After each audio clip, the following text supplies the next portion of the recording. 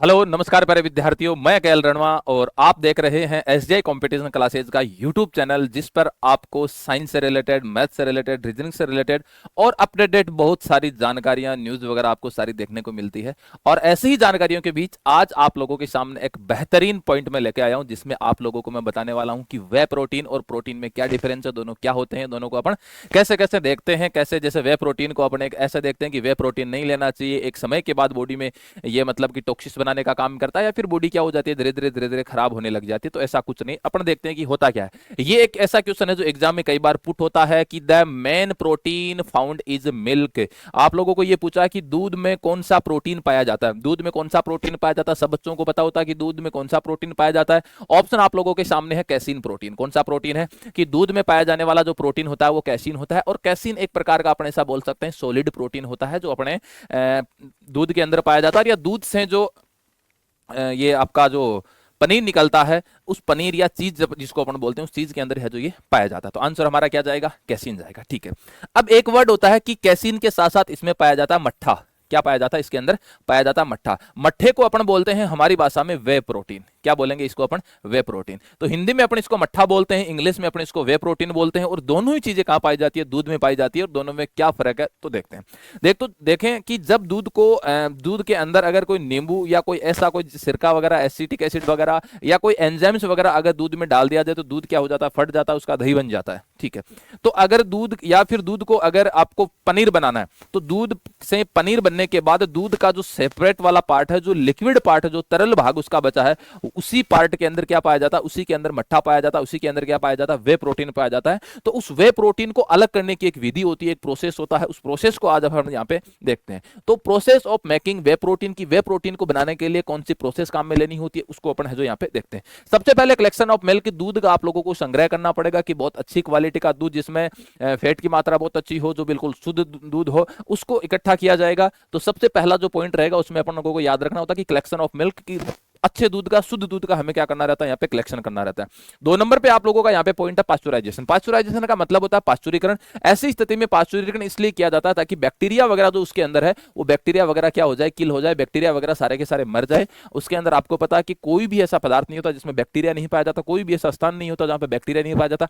चाहे कितना ही ठंडा प्रदेश हो, चाहे कितना ही गर्म प्रदेश हो, दोनों जगह पे बैक्टीरिया हमें देखने को मिलते हैं। तो इसके अंदर भी क्या रहता है, बैक्टीरिया रहता है। तो दूध को गर्म ही इसलिए किया जाता है ताकि उसके अंदर के बैक्टीरिया मर जाएं। इसी स्थिति को अपन क्या बोलते हैं, पास्चुरीकरण। तीसरा वर्ड है एसिडिफिकेशन। एसिडिफिकेशन का मतलब होता है कि उस दूध के अंदर अगर हम कोई एसिड डालते हैं, जैसे मान लो कि एसिटिक एसिड आपने डाल दिया, क्या डाल दिया, एसिटिक एसिड डाल दिया, एसिटिक एसिड, या अपन इसको बोल सकते हैं सिट्रिक एसिड। दूसरा अपन डाल सकते हैं सिट्रिक एसिड, हमने डाल दिया। तो सिट्रिक एसिड और एसिटिक एसिड डालने से क्या हो जाएगा, दूध के जो दो पार्ट होते हैं, एक सॉलिड पार्ट होता है और एक लिक्विड पार्ट होता है, दोनों क्या हो जाते हैं, सेपरेट हो जाते हैं। तो इसकी वजह से वो क्या हो जाएंगे, सेपरेट हो जाएंगे। उसके बाद में एक वर्ड है कि सेपरेशन ऑफ वे, मट्ठे का पृथक्करण। सेपरेशन ऑफ वर्ड वे, मट्ठे का पृथक्करण। मट्ठे का पृथक्करण का मतलब होता है कि उसके अंदर वे प्रोटीन होता है। भाई जब दूध के अंदर कोई एंजाइम, मिल्क, इसके अंदर कोई ये अम्ल वगैरह डाले जाएंगे तो दूध फटेगा। फटने के बाद दूध का सॉलिड पार्ट अलग हो जाएगा, उससे तो बनेगा पनीर, चीज बनेगा। और उसके बाद में उसके जो येलो कलर का, पीले रंग का जो पीछे पदार्थ बचेगा, उसको अपन बोलते हैं मट्ठा। उसके अंदर पाया जाता है हमारा वे प्रोटीन। क्या पाया जाता है, वे प्रोटीन। तो इसके अंदर से मट्ठे का क्या किया जाएगा, पृथक्करण किया जाएगा। उसको यहां से मट्ठे का यहां से जो क्या कर लिया जाएगा, निकाल लिया जाएगा। उसके बाद में चौथा ऑप्शन है प्यूरिफिकेशन एंड कंसंट्रेशन, शुद्धिकरण और सांद्रण। शुद्धिकरण और सांद्रण का यहाँ पे मतलब ये, शुद्धिकरण का मतलब ये होता है कि मट्ठे के अंदर और क्या पाया जाता है, ये जो मट्ठा, जो येलो कलर का पार्ट यहाँ पे निकला है, इसके अंदर आपको, इसके अलावा आपको फैट भी मिलेगा, इसके अलावा इसके अंदर आपको कार्बोहाइड्रेट भी मिलेगा, कार्बोहाइड्रेट भी मिलेगा। और कार्बोहाइड्रेट कौन सा पाया जाता है, सबको पता है भाई दूध के अंदर कौन सा कार्बोहाइड्रेट पाया जाता है। दूध के अंदर सबसे ज्यादा मात्रा में जो पाया जाता है वो पाया जाता है लैक्टोज। क्या पाया जाता है, लैक्टोज। सबको पता है दूध के अंदर कौन सी शुगर पाई जाती है, दूध के अंदर कौन सी शर्करा पाई जाती है। तो आंसर निकल के आता है कि दूध के अंदर लैक्टोज पाया जाता है, लैक्टोज शुगर पाई जाती है। और लैक्टोज एक प्रकार का क्या, यहाँ पे हमारे पास कार्बोहाइड्रेट है। तो दूध के अंदर कार्बोहाइड्रेट और जो फैट है, इन दोनों को अगर अलग कर लिया जाए, भाई उनके अंदर ये भी होंगे और वो उस तरल पार्ट में होंगे, इन दोनों को अलग करना ही क्या होता है, यहाँ पे शुद्धिकरण होता है। क्या होता है, शुद्धिकरण। शुद्धिकरण करने के बाद, सांद्रण करने करने के बाद, कॉन्सेंट्रेट करने के बाद ऐसी स्थिति को हमें क्या करना पड़ेगा, उस पदार्थ को हमें सुखाना पड़ेगा और उसको क्या करना पड़ेगा, उसका पाउडर बनाना पड़ेगा। क्या बनाना पड़ेगा, उसका पाउडर बनाना पड़ेगा। और पाउडर बनाने के बाद जब वो सूख जाएगा तो उसकी पैकेजिंग करके मार्केट में जो उसे सेल कर दिया जाता है, मार्केट में उसे बेच दिया जाता है। तो अब हमारे दिमाग में एक मिथ था, हमारे दिमाग में एक झूठी अफवाह थी कि जो वे प्रोटीन होता है वो बॉडी के लिए हानिकारक होता है, बॉडी के लिए हार्मफुल होता है, जबकि ऐसा कुछ नहीं होता।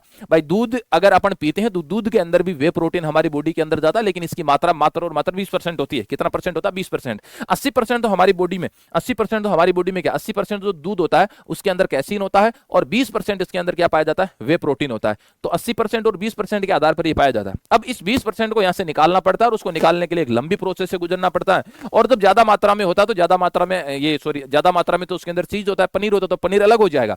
उसके बाद में कम मात्रा में बचेगा, जब इसका सांद्रण वगैरह किया जाएगा, इसको शुद्ध किया जाएगा, तो एक लंबी प्रोसेस से गुजरना रहता है, जिसकी वजह से ये थोड़ा सा हमें क्या मिलता है, मार्केट में महंगा मिलता है।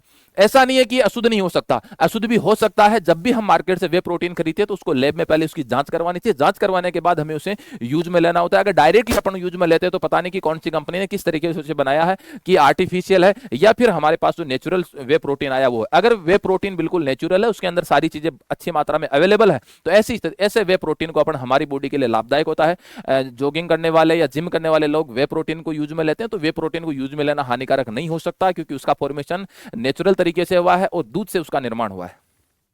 तो कैसी लगी आज की जानकारी? ऐसे ही वीडियो अगर आप लोग पाना चाहते हैं तो जुड़े रहे एसजे कंपटीशन क्लासेस के यूट्यूब चैनल के साथ और दे अपने सपनों को नई उड़ान। जय हिंद, जय भारत।